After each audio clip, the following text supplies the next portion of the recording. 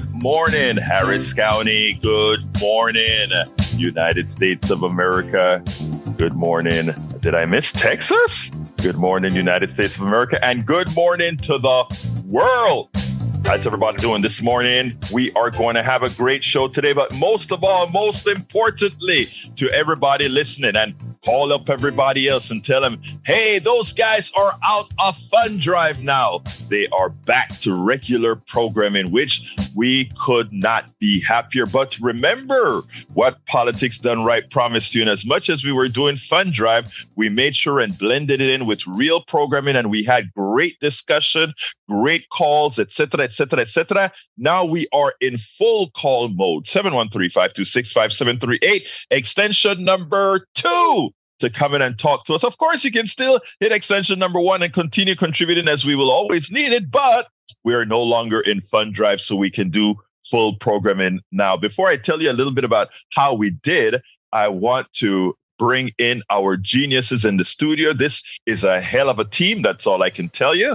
This is a hell of a team. So to the genius in the control room, ¿Cómo están mis amigos? Buenos días. Well, buenos dias to you. Jack is doing just fine, the genius there. And I want to thank everyone who donated to Politics Done Right, for one, and everything else. We had one heck of a long drive, I know, and we hated it. Folks, we hate doing this. I can't stand it, and I know you can't either. But come on back. We're good.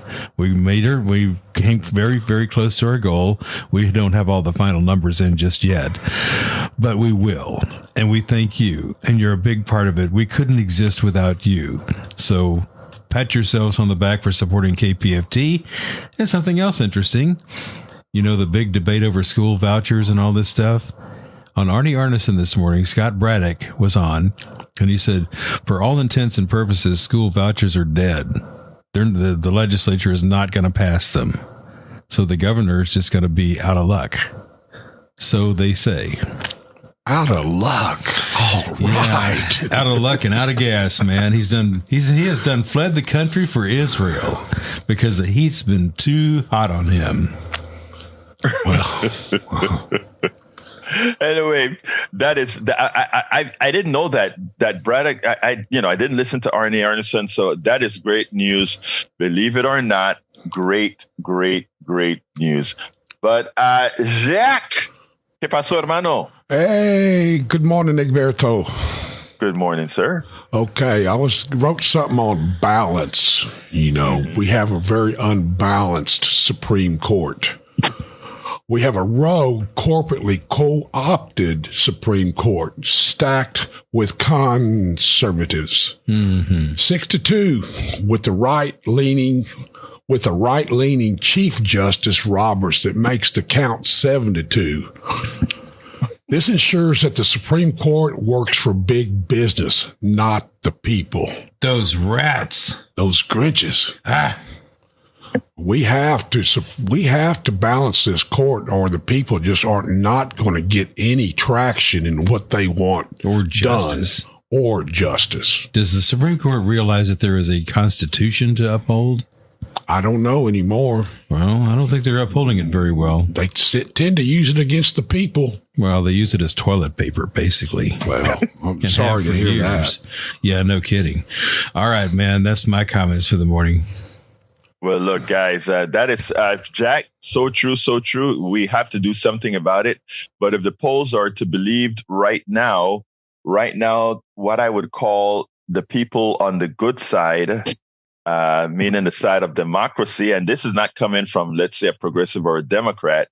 This is coming from Republicans that have left their party, begging America to open their eyes to see that we are in a dangerous path right now. But the polls doesn't look very well at this point in time for the good side. Well, when it comes to the president, tomorrow there are quite a few important elections in Kentucky where we'll see if a MAGA governor is from the Republican side is elected, or Bashir, a very moderate Democrat, gets reelected. We also have the entire, they don't call it legislature in Virginia. They call it, I think, the House of Delegates, We're going to see if they are able to flip that House of Delegates and keep the Senate in Virginia. There are some other important propositions in Ohio with regards to abortion, etc. I think more than anything else, what that's going to tell us is if the country has soured on simply Biden or soured on just our freedoms, our progressive values, and all that kind of a stuff, and decide we just want a tyrant that's going to tell us what to do, where to do it, when to do it, etc. There's going to be a lot that occurs as a prognosticator on Tuesday. So our Wednesday show should be quite interesting with regards to where the country goes. Tomorrow's show, I have some things up for tomorrow that I'm not sure if I'm going to do yet. I spoke to Richard Wolff, doctor, professor, economist, Richard Wolff, anytime I call him, if I say, can we do a 25-minute interview? And he says, of course, Egberto, we can do how he talks. We can do a 25-minute interview. And it always turns out to be over an hour. And I got this one chopped down to like 56 minutes. So whenever I play him, it's an important interview that I had with Dr. Richard Wolff, it's going to be the entire show for that thing. I got it cut down, I think, I want to say I got it cut to 56 minutes, but I'm not sure. Got to check that out. But today we have a very important show, and luckily we have the entire hour without pitching to talk about it. The title of the show is, and while we are in Medicare sign-up mode, I'm going to try every day to have something new to tell you guys about Medicare Advantage. Not only that it's a fraud, that it's a scam, but also to, more than anything else, try to point out, folks, if you can, definitely don't go to Medicare Advantage, irrespective of what the advisors are telling you. Because remember, the advisors make the most money when they sell you Medicare Advantage, because the profits in Medicare Advantage for the salesperson, for the executives, for all these people is huge as they try to deny you coverage. And for all my good friends, I love you guys some of you have actually called me upset. Some of you have written me upset. Egberto, I love my Medicare Advantage. Brothers and sisters, you know who I am. You know that I love you. And you know that, look, please, it's okay to disagree with me, but I don't see too many of my friends that are on, in fact, Medicare Advantage and call to really tell me how badly I am wrong about Medicare Advantage and how much they love it. All I have to say is, why do you think a corporation whose sole goal is to make profits is going to somehow care more about you than your friend, me, Brother Jack, Brother Howard, that are here just trying to, can we be wrong? Yes. We could be wrong about many things. Can we be wrong about Medicare Advantage? Absolutely not. Because numbers are absolute. Numbers are absolute. And for my brothers and sisters, my friends who are on Medicare Advantage right now, some of you, I understand, because of the way the plutocracy, these guys have worked over Congress, they have magically made it seem like it's cheaper in the aggregate for you on the monthlies, etc. But either with your life or with your quality of life in the long run, in order to ensure those private companies profit, you will pay either with your pocketbook or with your health care, and likely both. So I get it. For those of you who love your Medicare Advantage, as I tell you how bad it is, etc., please don't take it as if I am trying to mislead you. Just understand the numbers that we talk about All right, so the title of the show is Medicare Advantage Using AI to Screw Patients. Scalise implodes on This Week. Steve Scalise, representative that is, and Biden polls. I want to see if we can get to Biden polls sometime today. We'll see. Medicare Advantage profiteering gets worse with AI, and Representative Steve Scalise embarrasses himself as he is unable to admit Trump lost and more. And Biden polls tank further. Why is that? We're going to talk about all those things. Maybe we'll talk about it. But if we don't get to it, you can always reach it, the entire narrative, videos, etc., at politicsdoneright.com/newsletter. politicsdoneright.com/newsletter. And we have all the topics that we're discussing in each program right there. So again, if we don't get to it all. Anyway, the first topic I want to go to is the Medicare Advantage. And please feel free, anybody to call. Agree with me, disagree with me. We have civil conversations here. We don't get at each other's throats. So I make you say your piece. I respond, etc. It's not about trying to be right or trying to win. It's about what's best for us all and what is truth. We want to make sure that that's what gets to people. All right. My brother Brett Wilkins wrote at Common Dreams, this should be a national scandal. For-profit Medicare Advantage plans using AI for denials. They are using AI to predict when to cut off payments for treatment, said one watchdog groups. We repeat, AI, not a doctor, AI. Medicare Advantage plans rely increasingly upon artificial intelligence to determine and often deny payment for patient care. A group of Democratic U.S. lawmakers on Friday urged Medicare's top official to strengthen oversight of AI and algorithmic tools used to make coverage determinations. Look, what you can do with AI is follow rules, and you can make the rules look at a lot of data that a human being can't look at, and you can also not only look at rules at data to see how things go, but you can look at statistics. Let's say this demographic, we deny coverage in this demographic. How likely are they to complain? And if they complain, how likely are they to stick with the program? If they complain, how likely is it for them to win? Again, when you're using AI and you have a full database of all your past experiences, etc., you can use AI for good or for bad. You can say people get tired of complaining, so they stop. Therefore, for this particular demographic, we can hit them hard and tell them denial, denial, denial. They won't sue you. They won't do these things. But if you mess that way with this group, they'll do that.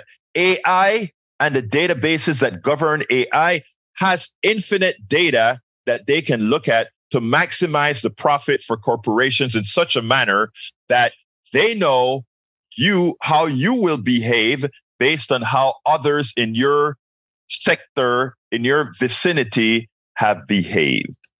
So that is the kind of technology being used right now. And don't think they won't perfect it. Don't think they won't say, if you have this kind of an illness and we deny, you're less likely to complain. If you have that kind of an illness and you complain, we can deny you there. Even though we shouldn't, we can.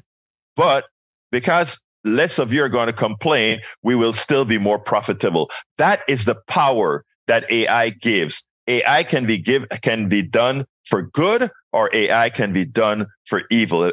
Or rather, I should say, AI can be used for good, or AI can be used for evil. Think about it. They could also have used AI to say, wow, since this demographic, they're having all these problems in this particular area and this kind of an illness, maybe we should have some sort of a teaching program, learning program to catch some of these people in this particular demographics before certain things happen. You could use AI for that, right? But again, there's no profit in that. You could say, well, we will reduce the illnesses and all of that. Yeah, but why do all of that if we can just deny services and not create a new program to make things work better? There's the evil of AI and there's the good of AI. I believe the good in AI, and I believe in mandating the good in AI, right? Because after all, AI was created by us all.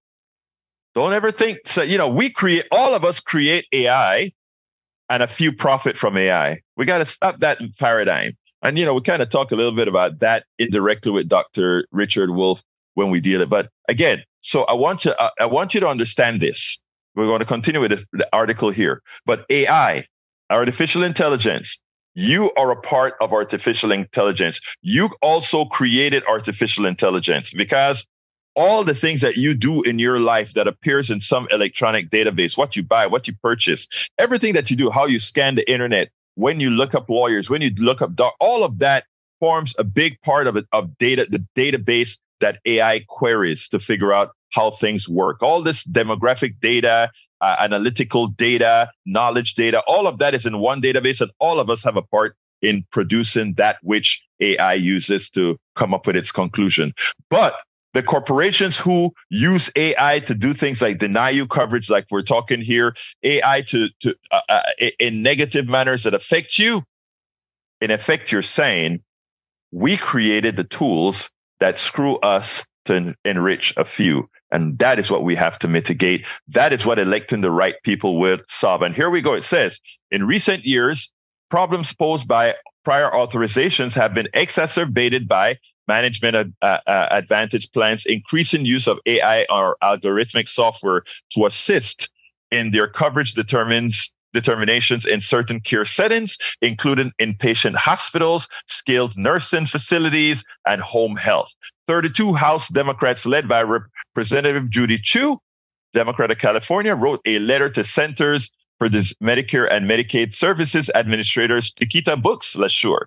Advocates and the media report that the use of such software has led to coverage decisions that are more restrictive than allowed under traditional Medicare rules, as well as more frequent and repeated denials of care. The lawmaker wrote, absent prohibiting the use of AI algorithmic tools outright, it is unclear how CMS is monitoring and evaluating management advantage plans' use of such tools in order to ensure that plans comply with Medicare's rules and do not inappropriately create barriers to care. And we all know that's what it does.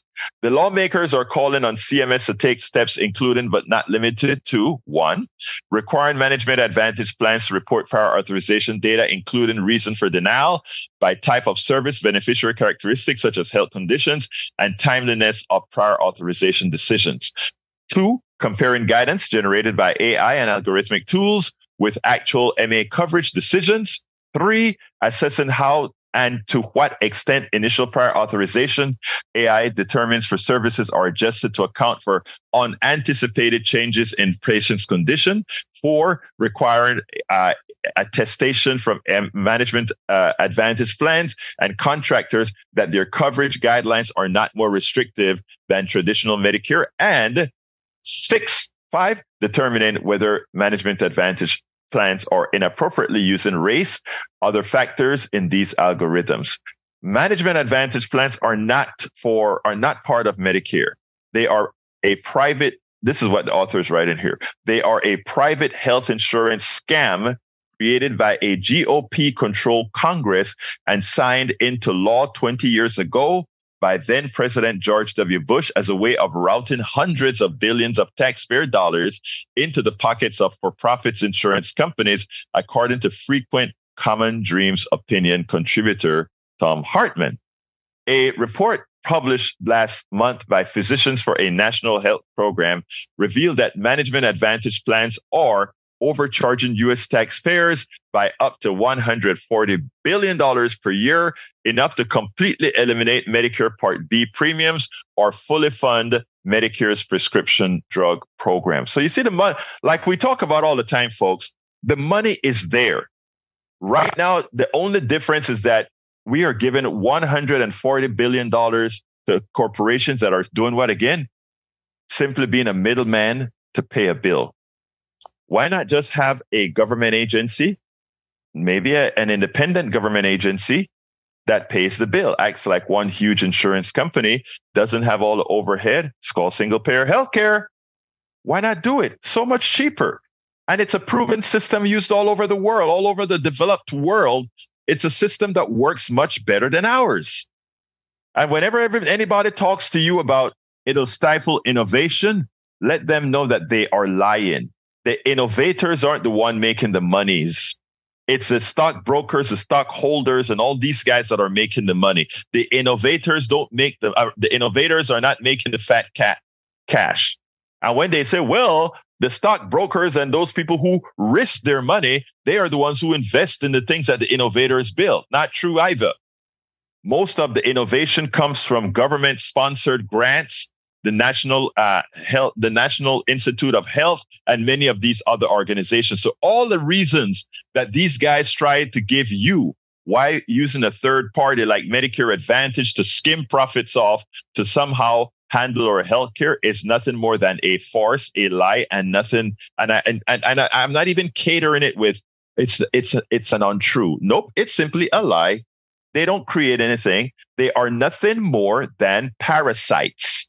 Parasites. What are parasites? Things that live on others and provide absolutely nothing of value. I would love somebody to tell me what value any private insurance companies provide in the delivery of healthcare, in the delivery of making you healthier.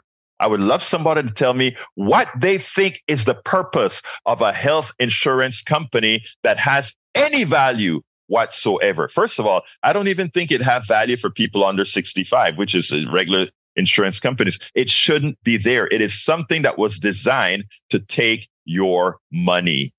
And of course, every business is designed to take your money, but that's why we should have a bifurcated economy where it says, businesses like pizza shops, groceries, all these other things, hey, you can have choices. But when it comes to healthcare, you don't have any choices at all. You break your leg, you got to go to the nearest hospital to fix yourself. You need an ambulance to fix yourself. All these things you got to do. That doesn't belong in the for-profit sector. Welcome aboard. Melanie Keelan is in the house from Barcelona, Spain. How you doing, our beautiful Melanie Keelan? And we missed you on Ask Egberto Anything on Saturday. We had a good one discussing, of course, we discussed Israel kind of took over the conversation and it went in a very positive direction. Ask Egberto Anything on Saturday was great. We missed you, Melanie Keelan. Anyhow, let's see what else we got here. The use of AI and Medicare. I read that part already. So let's continue. Last year, a U.S. Senate probe found that insurance companies and other brokers are running amok with fraudsters and scam artists making false and misleading claims to dupe seniors, citizens into purchasing Medicare Advantage plan. They sell you, many of those salespeople sell you Medicare Advantage as if it is Medicare. Medicare Advantage is not Medicare. It is private insurance for older people that paid for by the taxpayer at a higher rate than standard Medicare, at a higher rate than you paying your own regular private health insurance. It's a fraud. It's a fraud that Republican politicians allowed, and it's a fraud that every politician thereafter have allowed to continue. If we really want changes, you have got to elect progressive politicians across the board who are willing to chop the knees under these insurance companies that have been ripping us off for over 20 years. Think about how many dead people there are because of Medicare Advantage and also regular private insurance. Think about how many dead people there are. People will say, well, there are a lot of people that the insurance company paid to solve. That was their job. That was their job. When I tell you how sour we all should be on our politicians for allowing the existence of Medicare Advantage, I mean that. If you want to make a vote, you should always vote for those who have your interests at hand, not the one who make believe that somehow they're doing what's right for you. I'm going to finish up with Medicare Advantage, and I'm going to go to Brother Harry. And folks, start calling in now, please. Please don't wait till the end of the show. We have the full show now. So call 713-526 5738. I want to hear your voices, please. Go ahead, 713-526-5738. All you have to do now is extension number 2, and come on in. Let's talk. Let's hear your voice. Anyhow, finishing up. Progressive lawmakers have also criticized President Joe Biden for delaying promised curbs on Medicare Advantage plans amid heavy insurance industry lobbying. Earlier this year, Representative Mark Pocan of Wisconsin, Democrat of Wisconsin, one of the 32 lawmakers who signed the letter to Brooks LaSure, Ro Khanna, Democrat of California, and Jan Schakowsky reintroduced a bill to change the official name of Medicare Advantage to Alternative Private Health Plan to make clear that such coverage is covered by for-profit companies. That is a good start. That is a good start. Alternative Private Health Care Plan, not Medicare Advantage. Medicare Advantage is deceptive marketing. Deceptive marketing sanctioned by our government, executed by the private sector, the private insurance companies. Alistair Waters is in the house from Conroe, Texas. Good morning, beautiful Alistair. The scheme is called Medicare Advantage, Pocan and Khanna explained, but in reality, so-called Medicare Advantage is neither Medicare nor an advantage. In fact, it should rightfully be called Medicare Disadvantage because it disadvantages you. All right, we're done with the Medicare Advantage topic unless you call and resuscitate it. 713-526-5738. 713-526-5738. Would love to hear your voice. Come on in, Brother Harry. Come on in right now. Buenos dias, Brother Alberto, hermano. And buenos Good dias morning, to, Harry. How are you doing this morning? Doing great. And buenos dias to Howard, and buenos dias to Jack Van Dever. As Jack Van Dever, when he took my call, said, I said that it's Medicare disadvantage. Jack Van Dever says it's Medicare take advantage. And Roberto, you and Tom Hartman are joined at the hip. I thought I was hearing Tom Hartman's voice as much as I've listened to his program when you say, folks, Medicare Advantage is not Medicare. They're trying to get, if you are on Medicare, they're trying to destroy Medicare. And I said this to you a few weeks ago. It's like that old Flintstone cartoon. That private insurance, Medicare Advantage that George Bush signed into law, they want to destroy Medicare. They want to destroy Medicaid so that Medicare Advantage is the only choice that you have. And if you can't afford to pay, as my brother would say, who's in the other room right now, you can't afford to stay alive. Just go somewhere and die. And so, you know, that's what it is. So that's why you listen to Roberto Willies. That is why you listen to Tom Hartman. That is why you listen to Arnie Arneson and people like that, because they care about most people. They don't want to see you hurt. They don't want to see you not get your procedures and your health care when these people are trying to destroy Medicare. B and C, all these talking points that you read in that document that you just read, right? You are bringing the truth to all the people because you care about people. This is Tom Hartman, Arnie Arneson, and all the liberal people in this country care about. I was going to say, now, as far as Jack Van Dever and Howard Reynolds was saying earlier, if Joe Biden gets another term, folks, we have an election coming up. Joe Biden is going to have to expand that court so that the Supreme Court cannot cause more damage. You've got to get more progressives, as you're always saying, on that court, and you got to get more progressives in the Senate and in the House. And as Howard Reynolds was saying about Arnie Arneson with Scott Braddock, I was listening as well. The school vouching thing is dead. Those legislators don't want it. That's a good thing because all Greg Abbott is concerned with is destroying the public school system, and that voucher thing is just a scam, just like Medicare Advantage. It's just going to help those who already have money and can the people who go to private schools and charter schools, which they can choose. They can pick, and what they don't tell you is they can pick and choose who they want to come to those schools, and those people who have the money, that's just more money for them to give them a break so that they can take advantage of that. But that's dead, and I'm glad that that's dead. And I've got so many thoughts going through my head. It's just a good thing that they have killed that, And now I remember. Arnie Arnson mentioned something else with her guests on. I think she in the second half. They were talking about. Or no, it was with Scott Braddock. They were talking about the people are complaining in this state about the property taxes. And right. Scott Braddock was saying that Greg Abbott has not done anything as far as that because he wants that voucher thing. I don't know if he's going to, maybe he will. He'll probably call more special sessions. He's been trying to ram that through. And then he said he would do something about getting property taxes down. Scott Braddock just eloquently pointed out he doesn't care about property taxes and getting it down. He's just trying to get his voucher thing passed by the legislature, and then he does nothing for the people on property tax. He just stiffs them.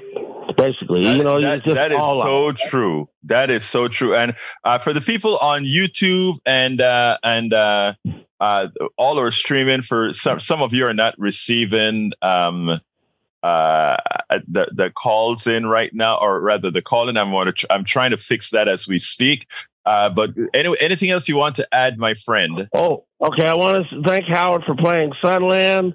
My late father loved that song by Mark Antoine. Thank you, Howard, for playing that. And I'll be calling Howard a little later this week about more requests. And thank Howard for playing Down to the Bone and Jeff Coxwell on Friday for me. I heard both of those songs. You guys are the best. And, I wanted to also say on Friday's show, the mayor of politics done right. Johnny is absolutely correct. When you were talking about they're trying to destroy our democracy, they want to destroy people like Huberto Willis, like that hater who sent that email. They don't want people like Tom Hartman, Randy Rhodes. That's why when that fairness doctrine passed, they want right-wing hate radio, and they want to drown out your voice. And we have to rebuild our democracy so that everybody has a voice. And I also like what you said, Huberto, the other last week. Even though a lot of people will disagree with caller Bard, but these conservative people, Bard and Brian, they do have a voice. And even though we disagree with a lot of their points, they should be allowed to speak. But the conservatives should also allow the liberals to speak too. Right. Because we're supposed to be the United States of America. We're supposed to be united. Everybody's supposed to have a voice. We're not supposed to just be dominated by one by the conservative talking point, and then the liberals don't have a voice. So I want to put that out there as well. Thank you very much, brother Harry, for your wise words as usual. And let's go ahead and bring in Kathy right now. Kathy, come on into the program. Hello? Kathy. Yes, you're on, Kathy. Yes. I just have a question maybe you can answer on the Medicare. If you go with the Medicare Advantage, do you know whether you can go back to regular Medicare? I'm reaching the age. Yes, you can. Yes, let me give you some. I've been told that you could not go back. No, not true. Not true. Of course, they like to tell you this. Let's talk the options here. If you are on Medicare Advantage, in 6 months, you can jump back. Within 6 months, you can jump back to standard Medicare with no penalties, meaning you don't have to go back through the actuarial tables for your Medicare. Let me back. Let me say it this way. Okay. Absolutely every American citizen has the right to Medicare, period, standard Medicare, no matter when you decide to join in. Here is the caveat. Medicare is an 80-20 plan. All right. I repeat, it's an 80-20 plan, meaning they cover 80%. You as the patient cover 20%. That's generally okay. And there are ways around that 20%. You can buy now a private insurance to pay for the 20%. That private insurance that pays that 20% is called Medigap. And that's the problem.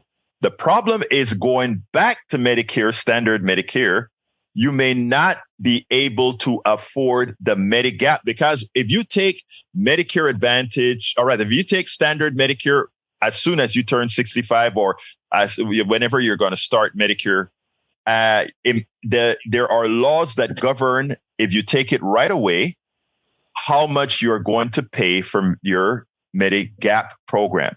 You don't have to go through actuarial tables and all of that, meaning your age or whether you're sick or anything like that.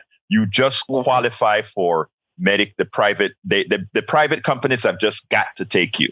Now, if you jumped into Medicare Advantage first and then go back to standard Medicare, they can actually now, the Medigap insurance company, same Medigap private insurance company can say, well, I'm going to have to charge you higher because you're sicker. So they'll charge you higher for that 20%. But here's what a lot of people don't tell you. I would tell people, look, a lot of doctors, a lot of folks, the way they'll work with you is they're like, I get it. I get you can't afford Medigap, all that kind of stuff. So we'll just make the bill be the 80%. And a lot of them, the hospitals can afford that. The doctors can afford that, right? They can afford to be generous to the people who can't afford to get the Medigap, right? So what I'm telling people is if you're still healthy, it's easy transition back to Medicare, to standard Medicare. Easy transition back because the Medigap program will be affordable. If you're sick, it's a bit more problematic. It always seems in our country that when you're sick, things are more difficult. But that's the answer. Did I make that clear, or did I make that clear at all? Yes, you can. See, I was told that if you made the decision to go there, you cannot go back. But that's not. No, you can go back. You can go back, ma'am. You absolutely can go back. Now, let me just say this, okay?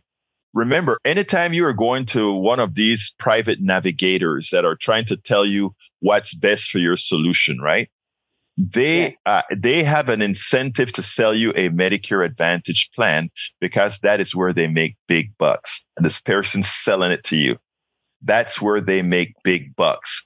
Please don't ever forget that. If something is for profit, then what? Look, even if I'm selling something, I have to try to talk to the best of my angels to do the right thing where profit is involved. And that's why we should take it out of that domain completely, in my humble opinion. Anything else you'd like to ask, Kathy? No, but I do like the idea of changing the name of it. That makes great sense because it is deceptive. Yes. I forever thought it was part of it. I thought it was part of it, but I found out it was a private insurance, so I love that idea. So thank you very much. Thank you so kindly, Kathy. And yes, folks, it is private insurance. And it's disguised. They use the Medicare Advantage name to fool you. They fooled you twice. First, by calling it Medicare. And secondly, by saying it's Advantage, like there's some advantage to it. There's none. Come on in, Bart. My brother, Bart. Come on in. How are you doing this morning, Bart? The election. Okay, start over, Bart. I kind of brought you in late. Start over. Talk to me. Okay. Good morning. I wanted to go back to the election because we got an important election tomorrow for the city of Houston. Tomorrow, yes, sir. I want to ask your listeners to please vote for Tony Busby for city council. This guy almost single-handedly saved the state of Texas from the Bush crime family. I don't know if your listeners know this, but the plan was to impeach Paxton to insert George P. Bush, who is Jeb's son. They wanted him to be the attorney general, step to the governor, and then to the president. Thanks to Tony Busby, he stopped this plan. These Bushes are dirty, and they also had Biden's FBI helping. George P. Bush activated his law license the day before this impeachment, this fake impeachment scam. So I just want people to look out for the city of Houston. Those that can vote for Tony Busby, please do so. Election day. All right, tomorrow. Bart. Credibility is important. You notice I don't know. I let folks say what they want to say on my program because this show belongs to all of us. All right, so you can have your belief in Tony Busby and who Tony. Sir, did I interrupt you? Why do you do that, sir? I'm so respectful in making sure you say your piece. I just want to ask if you agree with me. Do you agree with me that the Bush family is a crime family? Absolutely not. Absolutely not. I don't look. I'm not a Republican, and I'm not a Bush liker. In fact, I think the Bush Senior invaded my country on false pretenses, and the Bush Junior was a complete buffoon. I believe that. But as far as them being a crime family, no. In fact, I'm speaking, sir. In fact, Bush Senior is yes, he's a CIA guy, but when it comes to cultural issues, etc., he was a very decent man, and his wife was very, very decent. I can tell you stories about what she has done in the civil rights movements, etc., etc., etc. So no, I'm sorry. The Bush guys, this crime family for Bush and crime family for Biden is hogwash. The truth of the matter is these are two good people that I have very strong differences with, both Bush and Biden, but they're good people. They have their own things that they believe in, and they're good people. Now, Paxton, the person that you're defending, sir, is a bona fide crook. We know that their paper trail is there.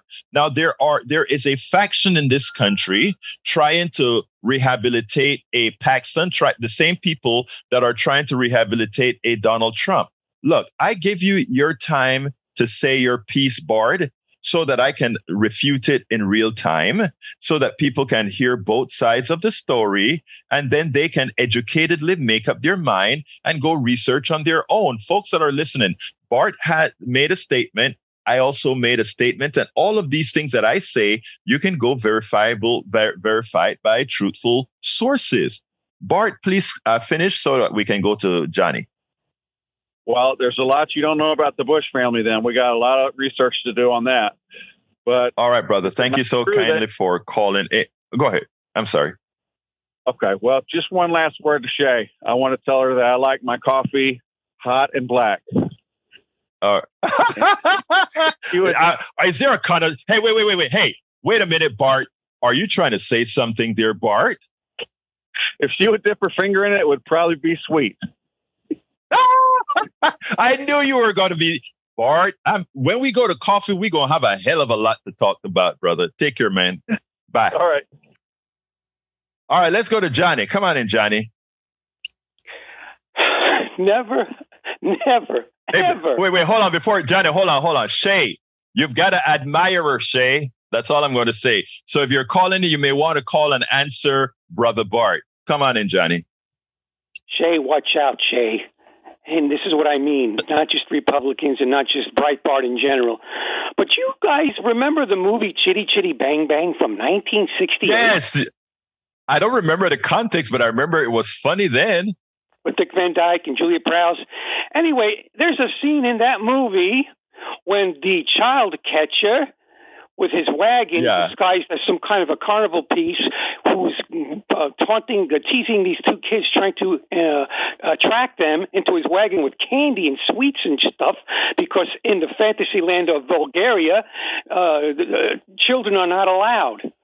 So these two children who are kids of Dick Van Dyke, the crackpot inventor, they're there to rescue their grandpa, who was kidnapped by the Baron of Bulgaria. Anyway, the trick that they get these two kids to go for the candy reminds me of the weak-minded people, seniors in this country, who are being enticed by TV ads every single day on the airwaves, the over-the-airwaves analog terrestrial TV. That's where they spend all their advertising dollar, I notice. And the most recent one, yesterday, I saw an ad of a guy in his 60s or 70s. He's a beer-bellied, white guy with a white beard and glasses, and he sounds like he's a victim, and he's crying and stuff. And I got so angry. I looked at that 800 number, and I got on the phone, and I called right away. And I can't repeat to you everything I told the salesperson because this is family-friendly radio. But I would remind everybody that Medicare Advantage is the child catcher. Medicare Advantage is the child catcher. They got a wagon full of treats they can get you on board with, and once they catch you in their wagon, you're a prisoner, and they cart you away off to Bulgaria land, where they make you a slave. That's what Medicare Advantage is. It's a disadvantage. You know, it's so funny how even the way they passed the law, right? In other words, making it so difficult to switch back. I mean, if these Medicare Advantage plans were so good, right? Were so good for people, you wouldn't have that poison pill switching back, right? Where Medicare, Medigap now has the ability to even sucker you some more. So, I mean, I'm glad you said that, John. Give me a closer so I can get to Brian. the fact that Medicare purposefully does good by some people, that's purposeful, that's calculated. At the end, one day when you need them the most, they won't be there for you, and you will be in that child catcher's wagon. Exactly. Thank you very much for that, Johnny. You have a great rest of your day. Mayor of Politics Done Right. All right, let's go to El Senor Brian. Come on in, Brian. How are you doing this morning, sir? Yeah. We spoke briefly the other day about man-made global warming is a myth. Yes. And, I didn't put that up. Oh, I forgot to put the stuff up on the website for you. I'm going to have to do it after the show. Go ahead. Yeah. Well, here's some basic facts. I consider myself an earth scientist, and I consider myself a practical engineer. Now, if any of your listeners want to look up Otzi the Iceman, he was murdered 5,000 years ago. The snow fell on him. Okay. It melted. The snow fell on him. He flattened out. 5,000 years later, they found him. You know what that tells me? What? The climate 5,000 years ago is the exact same temperature as is today. They're finding Viking weapons in melted snow from 5,000 years ago. Okay? Now, here's another fact. Look up from NASA that the ice cap is melting on Mars at the same rate as it is here on Earth. Okay? Let's remember some. There's one thing that you have to remember is that first of all, I'm not going to arbitrarily cherry pick information. I'm going to go to the. Go ahead. I'm sorry. Go ahead. Not cherry picking. It's not cherry picking. Okay. Do you know that there was no armadillos in Texas before 1830? They're migrating north as far as Missouri. Yeah, don't know that. Migrating as far north as far as Missouri now. Okay. You know the caracara? It's a Mexican eagle. When did it come from Mexico? And now it's made as far as north as Tomball, Texas. Okay. These are facts. Don't send us this. No, what does that tell? What conclusions are you drawing from those facts? Those are, thank you for just saying facts. Those are facts. Don't send us to some website that says .org save the penguins. Okay? And as far as being an engineer, have you heard of the Hibernia Project? The gas no, I have oil not. well? Okay. I have not. Who worked on that? Guess who worked on that? I did. I don't know. I said I haven't. Okay. Now, here's the thing. Who was the first person that sprayed bedliner in the United States? Me. You're talking to the very first person that sprayed bedliner in trucks in the United States. It came from Australia. So I have some credentials. Okay. Okay. Brian. Your websites. Yes, go ahead. Brian. Yes. You said that you have credentials, but based on what you're saying, again, I don't know. Credibility is something that is earned. It isn't something that you put and you throw out all these disparate things, right? There is a body of science, and the body of science work in a particular manner of repeatability, etc. That's what science is all about. Science isn't about my gut feeling tells me this or my gut feeling tells me that. And science is not always about. Science is about the things that we investigate and see based on X, Y, Z is occurring. Can we get the degrees of freedom in correcting science? Yes, we can, because we're human and we're fallible. That can happen. All right. I'm not saying it cannot happen, but the preponderance of the evidence. Look, first of all, climate changes all the time. Climate has been changing before we were burning fossil fuels. That's a fact. Okay. That's understandable. We've had ice ages. We've had 5 great extinctions. We've had all these things occur because of climate change, meteors, all that kind of stuff. We can also have a meteor that just happens to land on Earth and changes the entire atmosphere, changes our climate. We can have some crazy volcanic eruptions that come out and make these changes. Natural events can come and change the climate. I think it's a better argument, a more honest argument, if folks who if folks won't deny man-made climate change, but simply say, so what's wrong with man-made climate change if you can have natural climate change that has always happened? And not only that, but catastrophic climate change. I have an answer for that, but what I'm saying, it's a better argument than to just try to say that what the people who want green energy and these other things are doing is somehow deceptive. It's not. Within the period of lifespan, let's say the next million years or so, where we don't foresee, or even let's put it at a closer level, 250,000 years, where we don't foresee a meteor hitting us, or we don't see the constructs there for volcanic eruptions that are huge climate monsters. What people are doing to keep the Earth fairly stable in this particular framework, there's nothing wrong with that. Some people say we can mitigate that. Some people prefer that we don't get there. But the angst that you show, the animosity that you show, the anger that you show, because we have a sect in this country who believe we should mitigate climate. And we shouldn't even be only selling it as climate change. We should also be selling it as pollution, right? Because dioxin, just basic care, we should be selling, but we don't.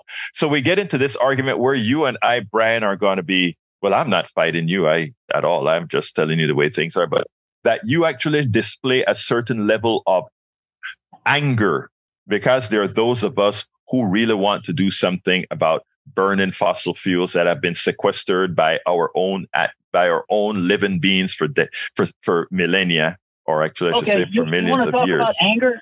You want to talk about anger? Look up Gamesa and Gamenza and Wind Queen and the wind towers. They're $3 million each to put up. Gamesa and Gamenza. They're 30 tons of steel is in the tower. Mm-hmm. There's 2 tons of copper wire in the generator. They produce about 2.4 megawatts of power. There is 600 plus more in McCamey, Texas. Yeah. Okay. You know the voltage drop from McCamey to Houston? You know, you power one house. Okay. There's the anger. That is actually not true, because voltage drop is very. I'm an engineer now. Okay, so let's talk about voltage drop. Okay, so wait. So what you just said is hogwash, really. Honestly, Brian, what you just said was simply hogwash. First of all, the way you do transmission of voltage over long distances, and yes, you do get a drop, is you put the voltage up very, very high so that you minimize those losses, and that you believe that you can actually believe a piece of paper that tells you that one windmill, by the time you get the voltage drop across in the transmission, it only powers one house. End of discussion. I mean, I'm sorry. I am so sorry. That is such a nut statement, my dear brother. You mean the voltage drop from yourself shouldn't believe it. 486 miles away. Sir, you power one house. Sir, that made no sense. Thank you so kindly for calling, Brian. I got to go to Augie. I can't believe you actually said that on air, and then at the same time you say you're a scientist. Come on, man. Let's go to Augie. Augie, come on in. Hey, good morning. Yeah, there's a difference between weather and climate change. Republican politicians deny climate change by saying, look, I got a snowball here. There's no climate change. That's weather.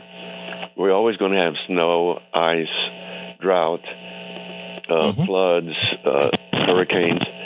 But climate change means they're going to start earlier, they're going to be stronger, and they're going to last longer. And that's what climate change is. But there always will be weather like that snowman that got killed. And there's a difference between weather and climate change.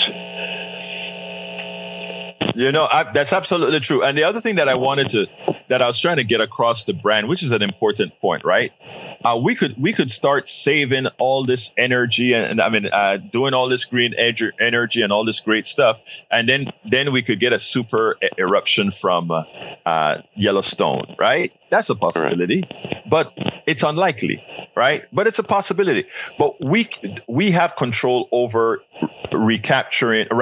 overturning the carbon that was removed out of our air over millions of years via trees and animals, etc. Or, and then, hope for the best.